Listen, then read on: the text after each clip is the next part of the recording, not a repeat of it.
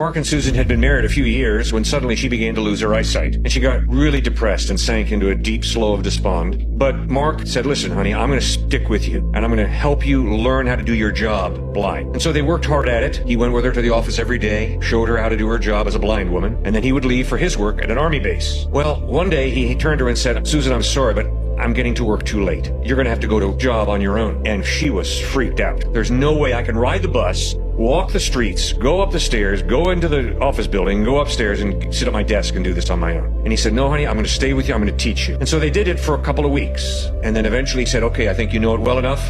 I've got to go to work at an earlier hour. So Monday came, she got on the bus, walked the block, walked up the stairs, seamless. Tuesday, Wednesday, Thursday, it went beautifully. Friday, as she's getting on the bus driver says, you know, you're a really lucky woman. She says, stop it.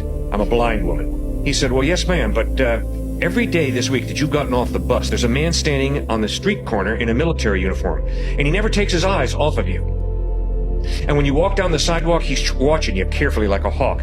You cross the street at the right time, he's watching you like a hawk. You go up the stairs, you open the door, you go in, and as soon as that door closes, he stands ramrod tall, gives you a salute, blows you a kiss, and then turns to go away. And all of a sudden, Susan understood, that's my husband.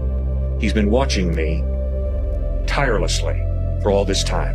I'm not alone. He's watching me. And that's exactly what God does for us in even a more profound way. And then he calls us to do that with each other, to really protect each other, to focus in on each other, to listen to each other, to build each other up, to encourage each other. And that's how marriage goes beautifully. Man, this is such a beautiful story, and what a great analogy to the way our Heavenly Father is always looking over us.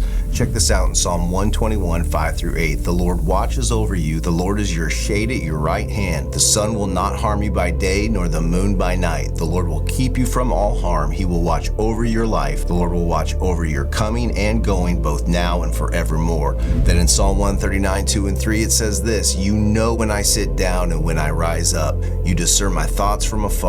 You search out my path and my lying down and are acquainted with all my ways. So there you have it. I know it doesn't always seem like God's watching over us, and oftentimes it feels like he's forgotten about us. But I want you to know today that this couldn't be further from the truth.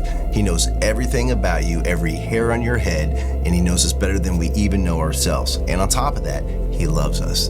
If you believe this today, then I want you to type the words God's Got Me in the comments. Like, follow, and share this with someone who needs to hear it. This is your dose of daily friction. Love you. God bless.